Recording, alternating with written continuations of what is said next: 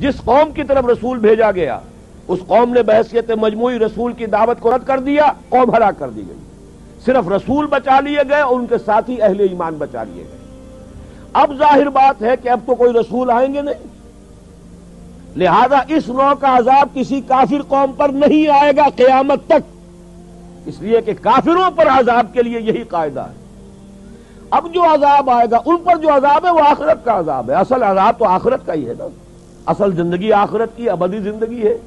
یہاں تو کیا ہے، قوم نوح ڈوب گئی، ختم ہو گئی، 2-4 ڈبکیاں دی ہوں گی ہر آدمی نے، جان نکل گئی، عذاب کیا آیا؟ اصل عذاب تو وہاں ہے جو آخرت کا ہوگا۔ دنیا میں عذاب آتا ہے مسلمانوں پر، مسلمان ہو کر تم اگر اسلام پر عمل نہیں کرتے، دعویٰ تمہارا اسلام کا ہو اور عمل تمہارا کافرانہ ہو، نام لو تم محمد کا صلی اللہ علیہ وسلم اور اتباع کرو تم محمد کے دشمنوں کا، دعویٰ کرو اللہ اور اس کے رسول کی وفاداری کا اور تمہاری دوستیاں ہوں اللہ اور اس کے رسول کے دشمنوں سے، تم کہو اللہ اور اس کے رسول کے احکام کو ہم مانتے ہیں اور سودی کاروبار کر کے اللہ اور اس کے رسول کے خلاف اعلان جنگ کیے رکھو، اصل عذاب دنیا میں مسلمانوں پر آتا ہے، جیسے کہ پہلے یہودیوں پر آیا، اس لیے کہ ہم سے پہلے کی مسلمان امت وہی تھی، جب تک حضور صلی اللہ علیہ وسلم کی بعثت نہیں ہوئی وہی امت تھی،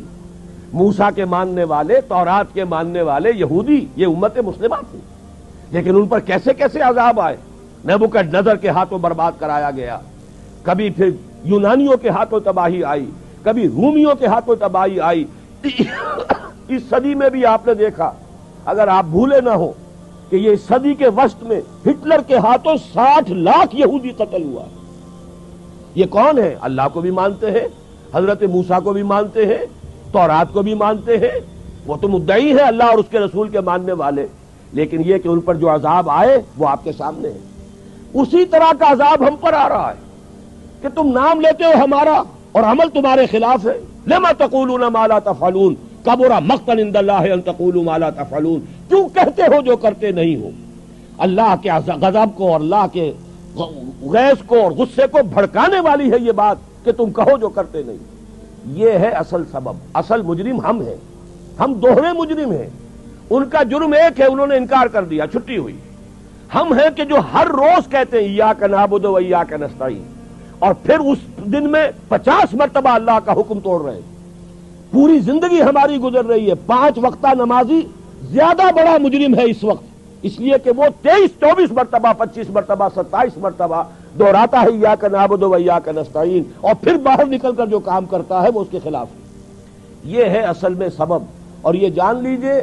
جو عذاب ہم پر آ رہا ہے اللہ کا وہ اس وجہ سے آ رہا ہے۔ ہمارا کام تو یہ تھا کہ ہم دین کے علمبردار ہیں، دین کا ایک نظام دنیا کے سامنے پیش کریں۔ ابھی بڑا اچھا لفظ استعمال کیا ہے توکل صاحب نے، ماڈل دو نا، ایک انفرادی ماڈل ہوتا ہے،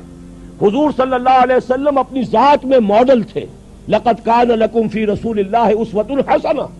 لیکن حضور نے صرف ذاتی اور انفرادی ماڈل نہیں دیا، ایک اجتماعی ماڈل فراہم کر دیا، نظام قائم کر کے دکھا دیا، یہ ہے اللہ کا دین، یہ ہے اس کا سیاسی ڈھانچہ، یہ ہے اس کا معاشی ڈھانچہ، یہ ہے اس کی معاشرت، یہ ہے اس کی فیملی لاز، یہ ہے اس کے اندر تمام قوانین فوجداری اور دیوانی، یہ ہے یہاں پر قانون شہادت، یہ ہے سارا نظام، دیکھ لو، ٹھوک بجا کر دیکھ لو، یہ نظام ہے۔ جب تک وہ ماڈل مسلمان قائم نہیں کریں گے یہی عذاب کے کوڑے برستے رہیں گے، سخت سے سخت تر عذاب آئے گا۔